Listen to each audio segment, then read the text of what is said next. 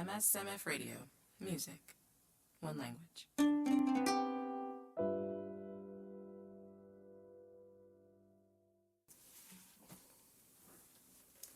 Hello everyone, this is Carol Jones with MSMF Radio. Today we have in the studio with us Gary Guess and his lovely wife Galilee. How are you guys today? Wonderful. Nice to meet you, Carol. It's good. It is so nice to have you guys in the studio. I want to ask you a couple questions just so we can get to know you a little bit better. Tell me about your earliest memories of music in Mississippi. Well, my earliest memories of music in Mississippi was growing up listening to Elvis and the Southern Gospel, and then doing some of the talent shows in junior high and high school. Mm-hmm. I do them all the time, and then I was telling my wife coming down here that it was amazing that we're here in Hernando doing this, because for about 2 or 3 years I was singing on the square here in Hernando for Eddie Bond at the Mississippi Hayride every Saturday night, live on the air. And if you messed up, you messed up because you were live on the air. There was no editing. Dang. Sometimes editing comes in handy. Yes, big time. So how'd you deal with that? How'd you prepare? We would just practice and sing and stuff, but when you went into Eddie Bond's, you didn't have your own band. You went in with you and whoever you was going to have to sing backup. Mm-hmm. You would tell them what song you're going to sing, and they would play it, and you were on the air. There was no time to rehearse with them or nothing, so it was very interesting, and it prepared you for a wide variety of things that would happen later on in life. Well, I'm thinking that would be some pretty good training. Singing with a band that you don't know, you're not comfortable with, how they find your key. How'd they do that? Oh, back in those days, they'd say, "What key you going to sing in?" I said, C. And they said, C? Yeah, see if you can find me once I start. And so it was wonderful. We had a lot of good times there, a lot of great people there, but it was something, it was awesome. It was a learning experience. Right. Invaluable learning experience. Yes. Now, you mentioned Elvis. I know you have an interesting connection with Elvis. Tell me about that. I'm a fourth cousin to Elvis Presley. His great-great-grandfather, William Mansell, is my great-great-great-grandfather. Mm-hmm. Also, my grandmother, Evie Guess, was the midwife that delivered Elvis and his twin brother in Tupelo the morning they were born, about 4:30 in the morning, January the 8th of 35. Wow, that is amazing. She was the first woman to ever hold Elvis in her arms. That's awesome. That's awesome. The first woman to ever hold Elvis in her arms. That's beautiful. And here's Gary Guess singing Burning Love.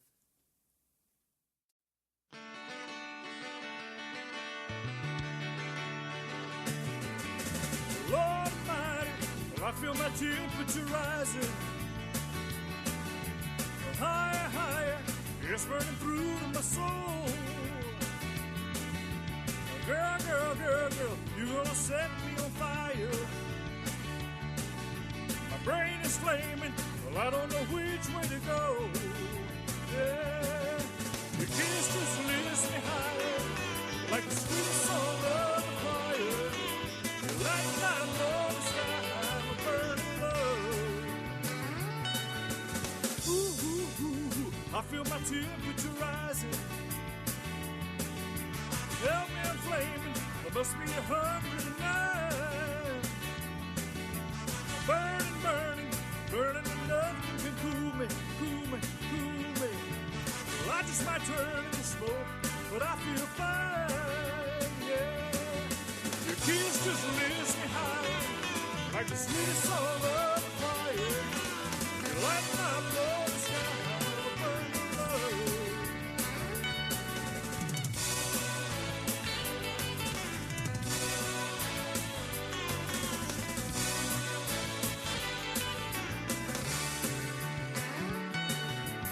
It's coming closer, flames are now reaching my body.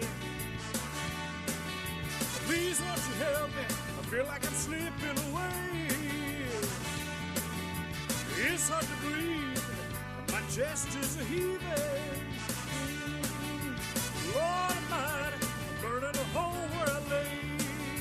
Yeah, your kiss just lifts me high, like the sweet song of a choir. Light my blood, the sky, we're burning love, burning love, burning love. just a hunk of burning love. Just a hunk of burning love. Just a hunk of burning love. Just a hunk of burning love. Just a hunk of oh, just a hunk of yeah, just a hunk of burning love.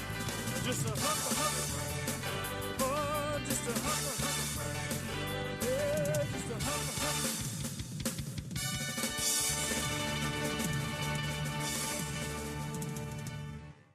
So I want to tell me about your music and your sound. I know that you sing gospel music. Tell me about your earliest connections with gospel music and your faith. I grew up in church. When I was young, my mom and dad were both ministers, and later they got out of the ministry and stuff. But I continued in church, was always very close to the choir and sing solos in church and stuff like that. Probably was not very good, but the pastor I grew up under and the guys that played were gracious enough to put cotton in their ears probably and let me sing anyway. But that was the foundation, was the church, and also listening to mostly Elvis's gospel music is what really touched my heart. I bet you grew up listening to a great deal of that, being that you have such a close connection with your family. Are there any?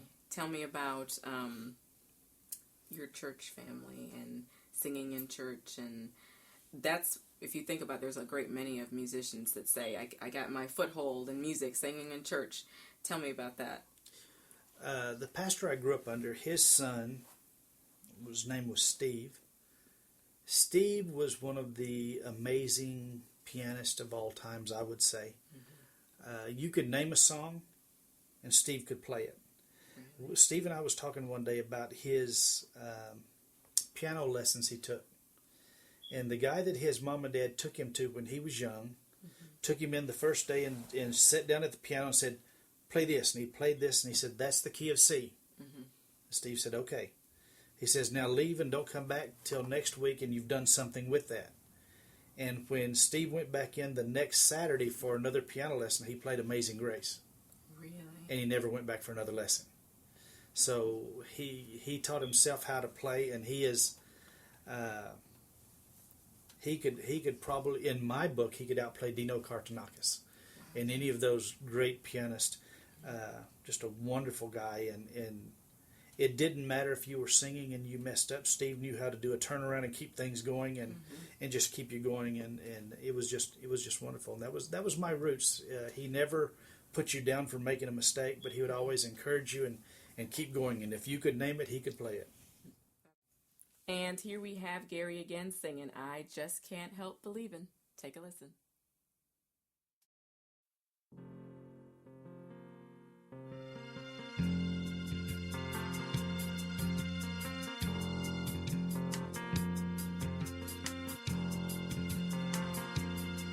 Well, I just can't help believing when she smiles up soft and gentle, with a trace of misty morning and a promise of tomorrow in her eyes.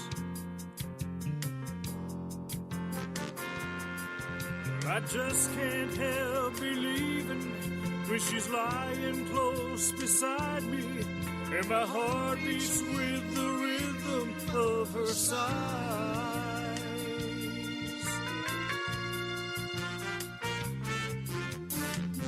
This time the girl is gonna stay. This time the girl is gonna stay for more than just a day.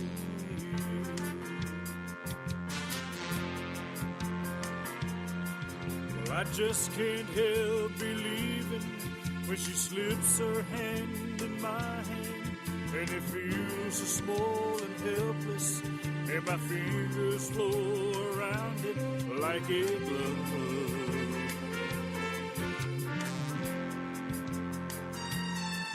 Well, I just can't help believing when she's whispering her magic, and her tears are shining honey sweet with love.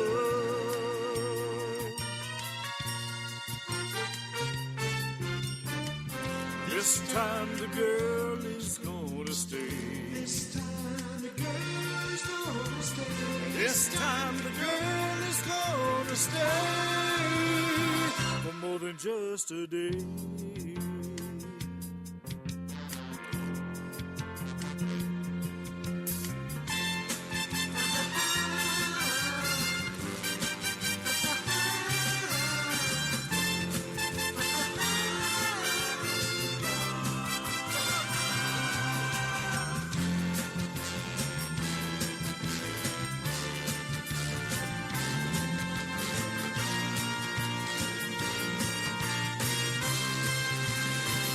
More than just a day.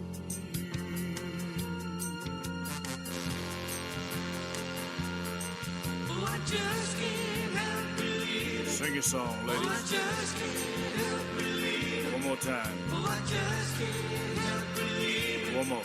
Oh, I just can't help believing.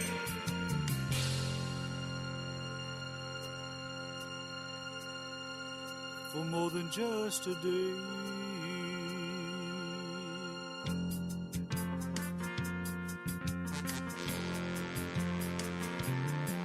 Well, I just can't help believing when she slips her hand in my hand, and it feels so small and helpless, and my fingers flow around it like a glove.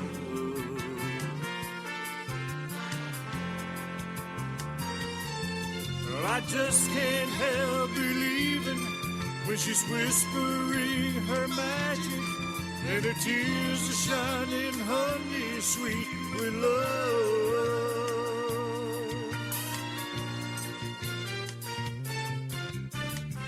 This time the girl is gonna stay. This time the girl is gonna stay. This time the girl is gonna stay for more than just a day.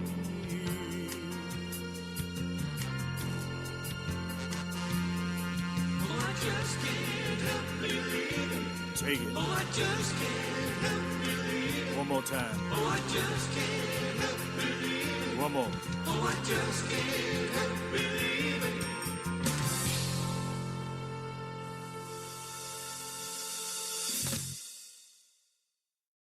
That's true talent right there. Yeah. So it sounds like you've met some pretty interesting people, some paramount people along the way. Anybody stand out to you? Probably Steve and his sister Shelley have always stood out to me. And of course, The Goodmans. Howard and Vestal Goodman, the Happy Goodman family. Used to go to as many of their concerts as we could. Knew them personally. Still know their son and his family.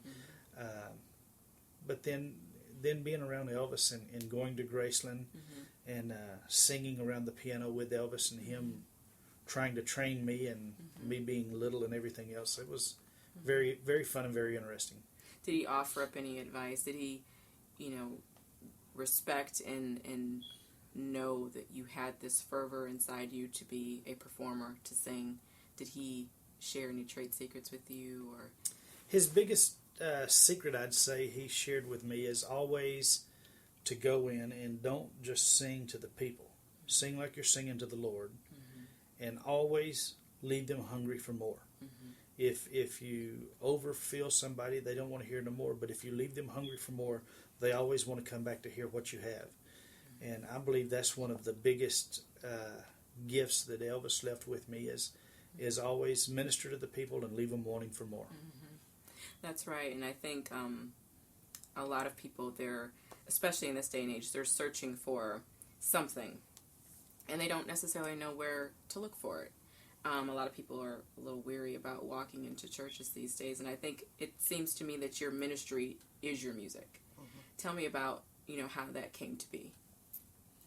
Well, with growing up, like I said, around Elvis and him sharing stuff like that, you realize that what you do is a gift from God. And if God has given you that gift is for you to share with the world.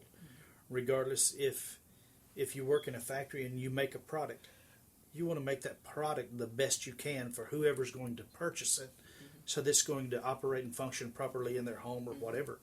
And if you sing, you do the best you can, because there's a lot of hurting people out there today.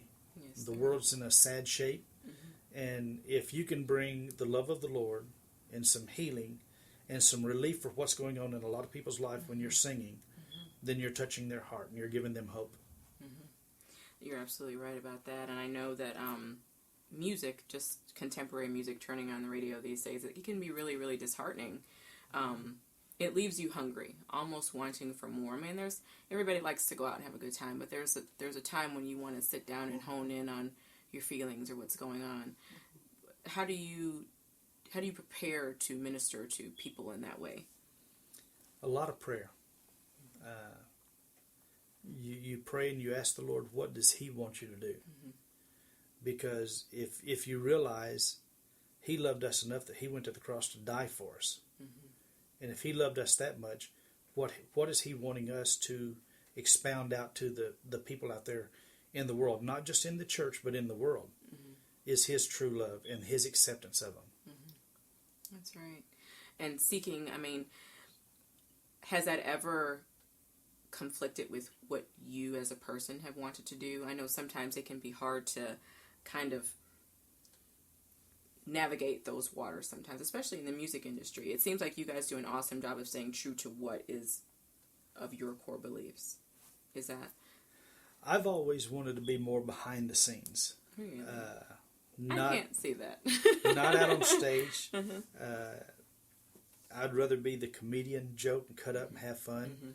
Stay behind the scenes and not be seen, but that's just not what the Lord created me to do. So I have to look at what He created me to do and go full force with it. That's right. And that seems like you guys have such a strong union and bond together. I see you brought your wife with you today. How did you guys meet? It seems like you guys have such a partnership. It glows. I went to South Africa 14 years ago on a missions trip, and her dad was trying to introduce me to all the single South African women he knew. Told me I needed a South African wife, and I told him I was not interested in one. And he was trying to get me dates with all the women he knew except Daddy's little girl. Oh, really? And of course, any of the guys out there will understand no man is good enough for Daddy's little girl. That's right. But I met her the first night I was there, and then her dad and I left for 2.5 weeks. We didn't see her. During that 2.5 weeks, the Lord just kept putting her on my mind.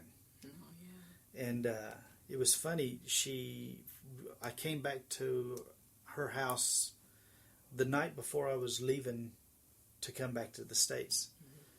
And she asked me, she says, have you heard anything or have you felt anything since you've been here in South Africa? Has the Lord said anything to you? And I said, well, yes, He has, because I can't lie. She says, well, what did He say? And I said, well, many things. And she says, well, has He said anything about me? And I said, well, I still can't lie, but she's asking a direct question. I said, well, yes, He has. She said, what did He say? And I said, well, I'd rather not say.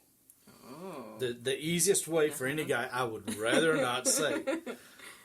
Did not know that the Lord works twofold. He was talking to her, and she said, if you won't tell me what He said, I'll tell you what He's told me. And I said, well, if you think you can, you just go right ahead. And she said, the Lord said that I'm your wife. And I almost dropped my false teeth, and I don't have a false tooth in my head. We went that next day. We gave her home away. We gave her car away. I left to come back to the United States. We applied for a passport and visa. Takes 6 months to get one in South Africa. Really? This was on Friday. Monday, I was already back in the States. They called her and said, come get your passports and visas, you're going. That was a miracle. Which was done over weekend. She flew over 6 weeks later. We never held hands. We never kissed. We never had a date. And now we never stopped. We were married immediately. I love that. That's how you know. That's it. How you know. And look at that, your passport so fast. That's a miracle. That was a miracle. And a lot of people don't think about the Lord being a romantic at heart. She flew out of South Africa on her birthday. And with South Africa being 8 hours ahead of the United States, when she landed in Atlanta, Georgia, where I picked her up, it was still her birthday on a 20-hour flight. That is something special. That doesn't happen every day. No. So are you super supportive of your Oh, very, husband's? very, very much so, yeah. Because I believe that when you stand together and you have one mind, one focus and one soul on one thing, like I said, it's a piece of clay. He molds me, I mold him, and together I believe in him, and together we will mold the audience that's in front of us. And what comes out of you is what they will receive and what they walk in. And yeah, I believe in him, and I believe in what God wants to do for him and through him. And his voice is special. When he sings, it's not just a voice. It's an instrument that you can feel touches and heals and changes. And he doesn't do it with pompousness. There's a tenderness and a sensitivity and a great humbleness, which I respect very much so. Yes, I was just going to say that there's a humbleness to it, and that's a big part of reaching people. They don't want to feel judged. How do you guys manage to reach out and to attract as many people as you attract without seeming pompous and staying so humble? Well, not being untouchable, and then knowing that whoever's standing in front of you might have the same dream you have or has been hurt. And at that moment reaching out to them in that concept, and then knowing that what you give them might literally be the last thing that might give them hope to go on. So I always see people in front of me as a soul, somebody that you need to read, and like a piece of clay that you can mold. And if you're negative, they're walking away with a feeling of being molded in a negative way. But if you mold them with love and kindness and come over that way, then that is what you're molding, and that is what they will walk away with. And I think that is important. That's absolutely right. Tell me about your time in South Africa. How was it performing there? I loved it. The people over there, of course, Elvis never performed over there, and when you go in and sing a song that's not even one of Elvis's, they come up and say, "You sound just like Elvis." And that's all they want to do. They want to hear you sing, or they want to hear you talk about Elvis or something. We could be busy every single night of the year over there, nonstop. And it's wonderful because when you get to share about Elvis's life and about the Lord together, and how Elvis really loved the Lord, and the tabloids and everything really didn't share any of that, then it brings a new light into people's vision of what they think about Elvis, what they thought about him, and who the man really is behind the music. Not just the superstar that they saw out on the stage, or they heard all the rumors or heard all the lies about, but the man himself, and that brings forth a difference. I like that because I think in the music industry and with social media and the internet, most people want to focus on the negative aspects. And I feel like Elvis, he was just a target of all that, even before the internet and social media. His faith was super important to him. And it seems like you have a keen insight to that. Tell me more about that. Elvis was raised in the Assemblies of God Church down in Tupelo. Every time I would go to visit him, of course, I was 15 when he passed away, but I'd go to his house. My mom would take me over there. He would play football. We'd ride horses, do whatever. But it never failed.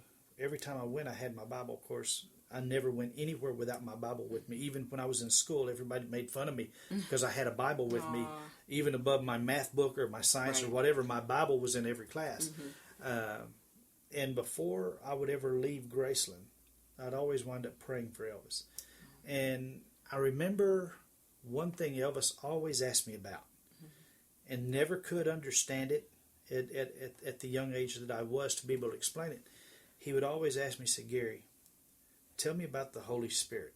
He said, "My mama had that, and she spoke in tongues that I don't understand. Tell me about that."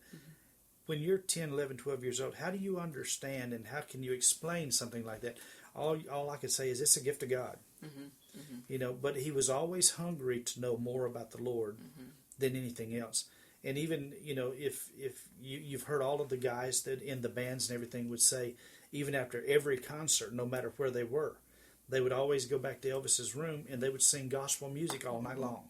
They wouldn't sing his normal music. They'd sing the gospel music. Elvis told me one time that his rock and roll music, his country music and all, was candy. Okay. His heart was gospel. And that singing the rock and roll provided for him to be able to give cars away, to be able to give different things away, to be able to do the things that he wanted to do.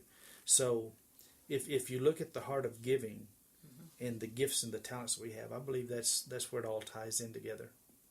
Absolutely. And I love the way you talk about Elvis. There's such a sensitivity and like a uniqueness. There's a softness when you talk about him. It's not like thirsty almost. You know him from a different aspect. And I think that's wonderful that you're going to be able to share that with the world. When he was home at Graceland, he wasn't out in concerts. He wasn't in Hollywood doing movies and stuff. He could relax and be Elvis the person, not Elvis the superstar. Just like each and every one of us, when we're at church or when we're out singing, when we're doing concerts or whatever, you've got this persona, or even when we go to work during the daytime, you go to work, you put on your work clothes, you do whatever, but when you come home, you kick your shoes off, throw your feet up, lay back. Oh man, this feels good. That's how Elvis was when he is at Graceland. Right. Oh man, I'm not in the limelight. I can be me. And I think that's where each and every one of us need to find a place where we can just relax, be ourselves, and unload from the hectic world that we're living in. And refocus. Refocus, yeah. Do you feel like, especially being here in the South, so close to Memphis, do you feel that people have been truthful in honoring his legacy and what he contributed to music and gospel music? Partially. I think that there has been a lot that really has. There's been a lot who have wanted to really pull him down. But when they realized that he was nothing more than you or I, just a little boy from Tupelo, that his dad built a $200 shotgun house down there in Tupelo and got foreclosed on for $200. Had nothing. But he allowed the gift that God gave him to take him to the top. Did he have some pompousness about him or some arrogance? Probably. But I never saw that in him. Being around the real man, I never saw that. I just saw the kid at heart that he was, even up until he passed away. Wow, that's beautiful. I love to hear you talk about him. I want to talk about your music for a little bit. Tell me about the songs that touch you, the songs that move you. My all-time favorite song would have to be How Great Thou Art. I do it in B-flat. I do it the same way that Elvis did it in concerts. I don't think, for me, there was a greater song ever written or ever sung or be able to sing, because it's talking about the Father, how great He is, how much we love Him. And it's just something I love to try to sing it just about everywhere I go. I don't always get the opportunity to, but I think it's probably my all-time favorite in the world. It's a song that touches you as well as your audience. Tell me about performing live. How do you deal with that? That's a big part of being a musician. I love the live performances because you get to make a connection with the audience. You feel the love and the excitement from them, and then you want to be able to give back to them, because if we look today, the world is so hectic. There's so much terrorism and stuff going on around the world. A lot of people are scared to go out of their houses, go to the malls, go to anywhere, because they don't know what's going to happen. Right.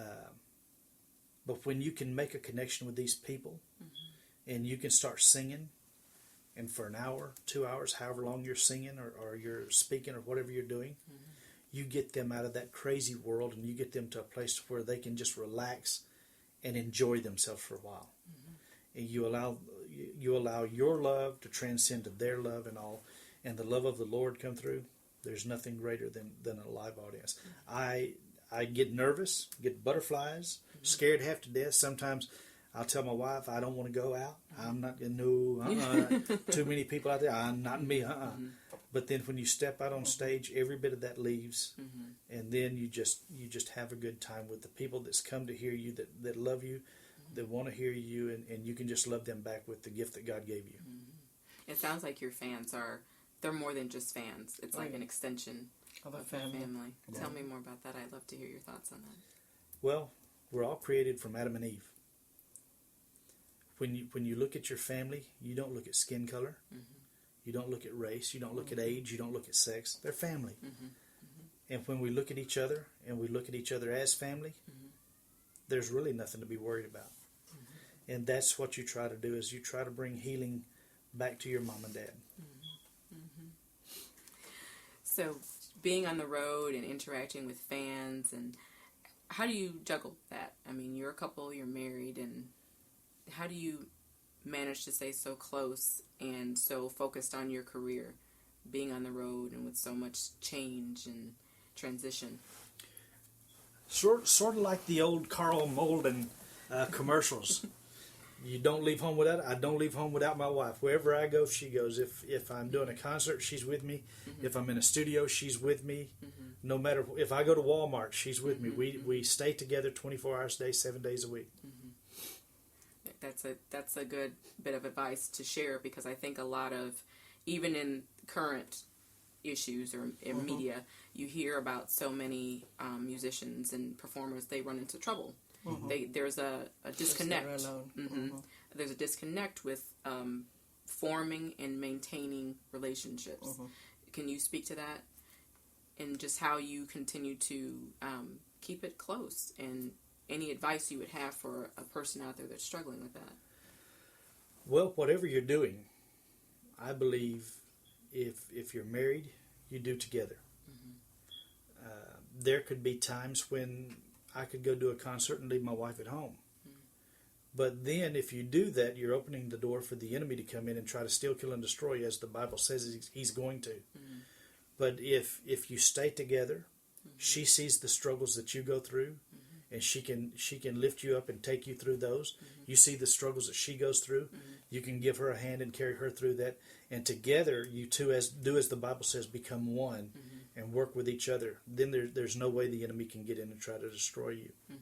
I guess not losing your focus. Before there was music or before there was fans, there was each other. And if you can keep molding on each other and serving each other and being that clay that you keep forming in one another, then it's not a job to be together. It's actually a great joy.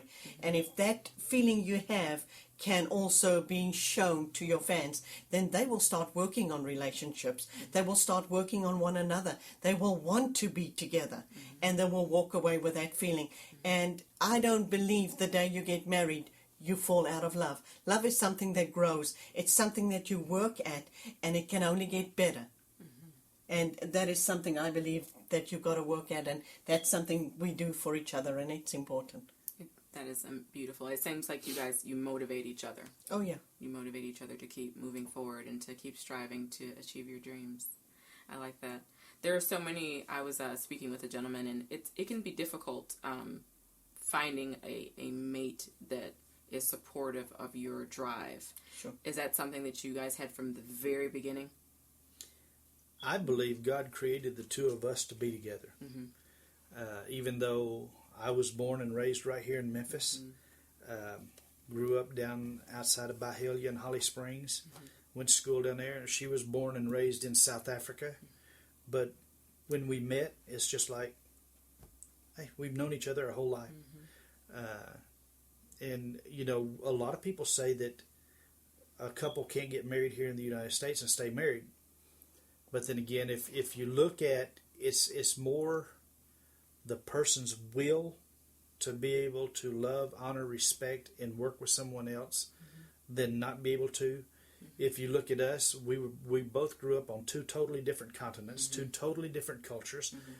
I remember just an example of how things can get misfigured. We were in Oregon shortly after we got married, and a friend of mine called me on the cell phone, and we had just pulled in Kentucky Fried Chicken's parking lot, going to get some dinner. And he said, "Hey man, where are you at?" And I said, "We're at Kentucky Fried Chicken." He said, "What are you doing there?" I said, "We're here just for the heck of it." Well, she was getting out of the car, and she sat back down, and she slams the car door, and I'm like, "What's wrong? Let's go in and eat." She says, "Not if that's the reason we're here." I'm like, "What? I heard what you told him." And my mind is going back. What did I do? What did I say wrong? I said, "I didn't say that. I said we're here just for the heck of it. That's it." Well, for us, just for the heck of it is no reason. Right. You don't have to have a reason. We're just here. In South Africa, it means because she's fussing at me so much that I'm doing this to please her. It means something totally different. So you take the two cultures and you blend them, you're going to have some struggles. But if you really know that this is the person that God gave you to love and to honor and to cherish and take care of, the struggles, you blend together, you make one, you start understanding. I asked her, said, what does that mean to you? And when she told me, I was like, no, wait a minute. Let me tell you what it means here, what I mean with it. We're just here because we want to be. We're just doing it. And I don't think enough couples today really sit down and talk about their differences. They allow their differences to push them further apart and separate them till there's at a point of no return. And that's where we've got to get to is getting back to where we discuss everything, we talk about everything, and we love regardless. And between the two of us, there's no jealousy. I don't care what he does in front of an audience or how many people there are, as long as he enjoys it and the people enjoy what's going on. Then that is absolutely cool. And then when I'm up performing, when I'm doing women's conferences and doing what I'm doing, then he supports me. So to not be jealous in who is up at that moment and what they're doing, and to not see their weakness but make them strong within their weakness, and then to not have no privacy. Whatever is going in your life, be open with one another. Where there is communication, there is trust, and where there's trust, there is true love, and true love will carry you through. Oh, that is beautiful. Your wife is so beautiful, and she's so smart in the way that she speaks, and it touches your heart. And that's one thing I was going to say about with MSMF Radio. We always talk about music, one language, and it's interesting that you say that something that you said so just quickly off the cuff. Well, we're just here for no reason. It didn't correlate to what it meant to your to you. My culture. And it's interesting that music it touches all cultures. It does. No matter who you are, where you are, you can perform and still relate with your crowd. Tell me about that. How do you, your stage presence and being on stage and interacting with your crowd?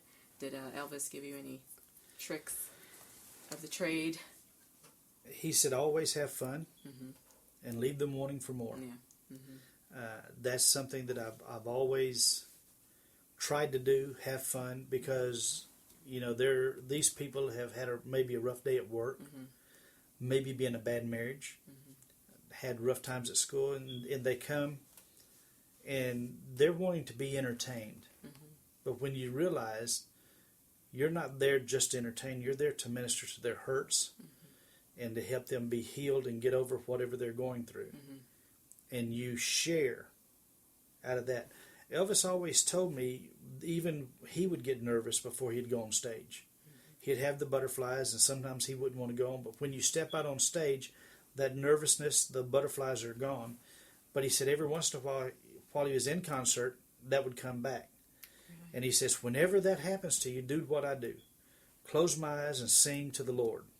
I'm not paying attention to nobody out there, even though they're hearing me. Right. Sing to the Lord, and that's what I try to do most of the time. It's good advice. Do not do it as a job, but do it as something you love doing. Because you love them. They always say, what's the point of doing something at all if you don't love it? Yeah. Has there ever been a feeling where the business aspect of it almost made you not love it as much? Have you ever experienced that at all? Not really. Really? No. That's good. Growing up singing and loving to sing, may not have the best voice, can't play any instruments or not, but being able to share the gifts that God gave you, regardless what it is. As long as you know you're doing what the Lord called you to do, there's no stopping. Well, tell me about your performing live. Tell me, do you prefer that over being in the studio?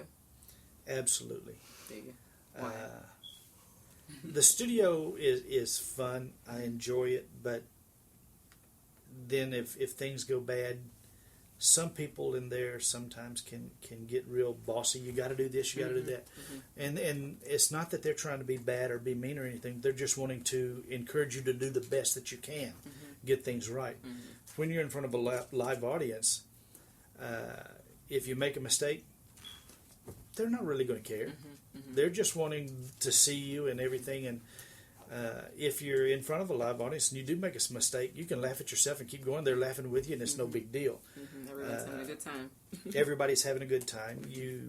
A lot of times when you have a live performance, you have your live band there, and if you start to get a little nervous, do like Elvis did. He'd always look back at the guys, and one of them would wink at him, or Charlie Hodge would sneak up behind him and kick him in the back of the leg or something like that, and Elvis would just bust out laughing and keep going. So you have to have a good camaraderie with everyone that you're with to keep you going and everything, because you've got to realize you're there for a purpose. You're there to minister to people or sing to them or help them through a rough time. I like that there's no line between your music and your ministry. They're synonymous. They're together, and I think I'm glad that it is that way. I think we could use some more of that. Well, if you look at one of the songs that Elvis was very famous for, and you look at it in a form of ministry and in a form of the concert, it was "I Can't Help Falling in Love with You." You do. You fall in love with the audience regardless if you're in church ministering or if you're in a concert singing to 50,000. You fall in love with the people and you sing your heart out, loving back on the people, and that's what they feel and that's what they receive. And it's important that, and it's, you guys have it. It's like there's a true joy and a level of a genuine love of being on the stage, and there's no judgment. I think that's the big. There's a feeling that people get.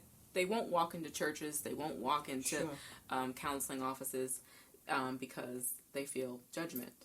And I think that it's a wonderful thing that you guys can go out there and express yourselves without that.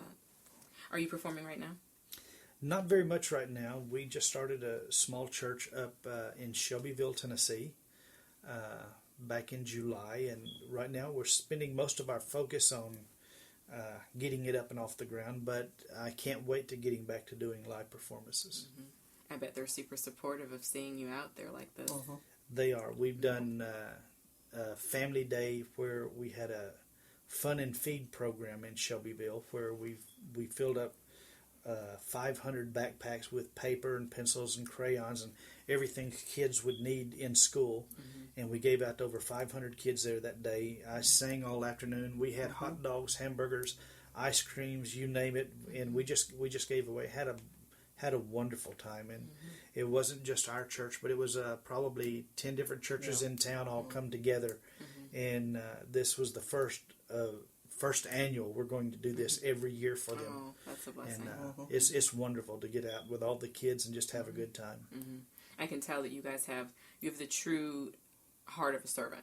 You want to serve, and that's got to be at the core of faith. Sure. I mean, serving the people and meeting people where they are, and music does that. Tell me about your latest project. My latest project is working on these CDs. Going to Vegas. Getting ready to do some shows in Vegas, in Tahoe. They're wanting us to come out. Quincy Jones has heard my music. He is wanting me to come and do some re-recording and him produce it. My managers told me That's that exciting. Mariah Carey has now heard my music and wanting us to possibly do some shows starting off for her and different things.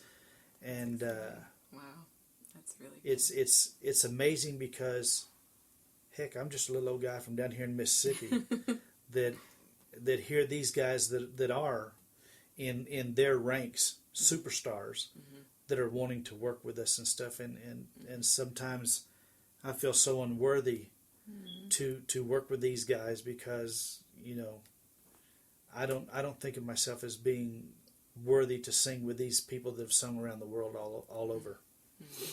And staying humble, Yes, it's interesting that you say that and you start naming the different musicians that want to work with you, and that can be so exciting. And it was such a big deal that you're going to Las Vegas because I mean Las Vegas was of huge paramount importance in Elvis's career. Are you excited about that?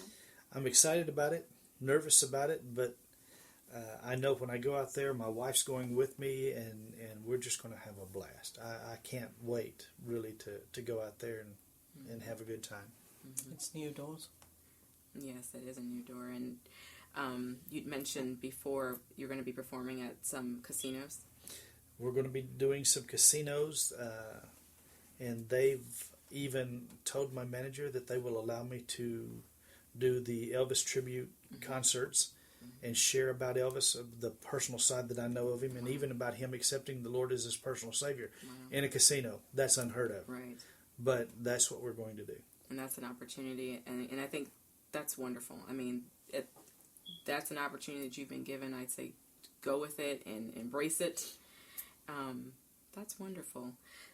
So, as far as being a musician, and I know you work closely with your wife, how do you deal with promoting yourselves? I mean, and sometimes it can be difficult when we're humble to kind of step outside of that, to share your music and to share your vision as a wanting to be a musician as your career. That's what your manager does. That's the hard part. I don't like the promotion to myself. Because to me it feels like you're trying to brag on yourself and stuff. And that's the hardest part of anything is for me is promotion for myself or even for my wife, because just let the music do what it does. But my manager is Chapito. He was part of the Carlos Santana band, and he's going to be doing a lot of the promotions and stuff for me. Like I said earlier, I'd like to just stay behind the scenes and hide somewhere and sing, standing behind a curtain with a microphone and nobody see me. But that's just the way it is. So would you say that surrounding yourself and picking good people? Is that really important to you? It's very important to pick good people who are supportive and who love you. Not just for the gain that they can get from you, but who love you as the person. And believe in you. Believe in you, because then they will do things right for you and they will carry you on. Where if you just get people that don't know you, don't love you, don't care for you, they're just out to make something off of you. They don't care if you succeed or not. Where if you've got people that really care about you, they'll help you and they'll push you in the right way and not in the wrong ways. Do you feel like you've developed an eye of discernment with regard to that level of, garbage in the business, so to say, of finding people that they don't really want your best interest at all? So. I hope so. There's still some people that that are real good at acting a part, and so you really have to pray and really use discernment to know who to work with and who not to. And that's a good question. It's very hard. It's just something you've really got to watch. Yeah, and it's good that you have your wife here, and she's definitely supportive, and she has your best interest at heart. That's really, really good. So when are you guys taking off for Las Vegas? And I know you mentioned you're going to be doing some work with some films. We're looking at that. That's possibly coming up late summer, early fall. Okay. It may even be next year. We're just waiting on their timing. I know right now up in Ontario, Canada, they're working on putting together a Hall of Fame, a Rock and Roll Hall of Fame. They've contacted my manager. They want him to come up there for part of the Carlos Santana, and it'll be on televised up there and stuff. And he was telling about me and sent them one of my CDs, and they want me to come up and perform up there. And represent Elvis up there. So they're working on putting that all together. I'm not sure when that's going to happen, but we're looking at getting things going pretty quick here. I'm happy to hear that. Speaking of your CD and your music, I know your tribute album that features a lot of songs from Elvis. You have a unique sound, and he had a unique sound. How do you, when you're performing songs that he originally performed, how do you bring your own unique spin on it and to show and let yourself shine through that music? I try to just show the love of him that I had, the love of the real man, and the love of the Lord, and tell people, you don't have to be what the world says you have to be, but do who God created you to be, and show through. And you do it with a tenderness and with a caring for the people, and they feel that, and then they'll receive it. I know one of the songs on the album, I believe it was the last on the track list. I know you said you changed some of the words to kind of make it more of a, not more touching, but more of a faith-based. Yeah, Elvis recorded "Walk a Mile in My Shoes," and that song, even in his original recording, speaks a lot about judging people. Don't judge nobody unless you've walked in their shoes and you know what they're going through. Right. You just love them and get them out of the situation. And I sort of rewrote it and wrote it to where I've titled it "Walk a Mile in Jesus' Love." Yes. Jesus loved us enough. He went to the cross for us, knowing what he was going to go through on the cross, knowing that we were unworthy of it. He did it anyway. And when we share that from the stage, even to non-Christian people, they feel that love, and then they start to get hungry for it. Absolutely. Well, we are so thankful that you stopped by the studio today. It has been great chatting with you, Gary, and your beautiful wife. You guys are lovely together. And I want She makes me look good. Well, you guys are an awesome couple, and you've shared so much with us, and we're thankful for that. And thank you to our fans for listening. This is MF Radio. Love Mississippi, love music. It's just that simple, and that's it. Thanks so much. Thank you.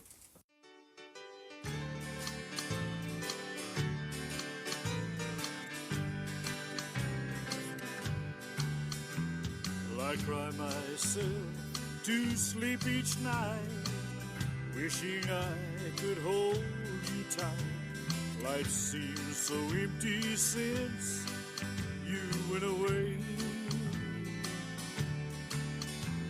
and the pillow where you lay your head now holds my empty dreams instead, and it keeps right on a-hurting since you're gone. It keeps right on a-hurting every minute of the day, every hour your way. I feel so lonely, and I can't help it.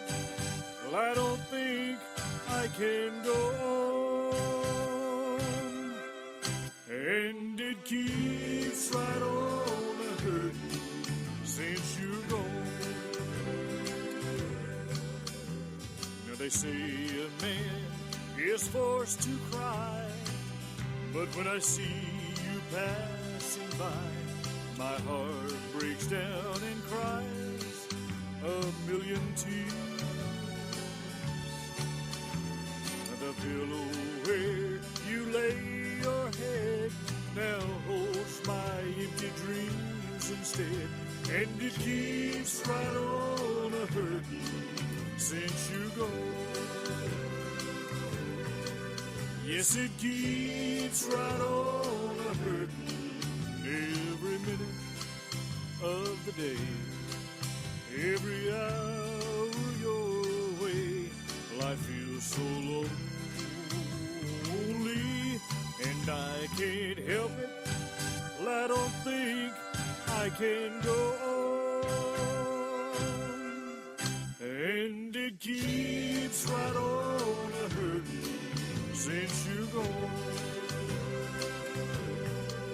Yes, it keeps right on a-hurting since you're gone.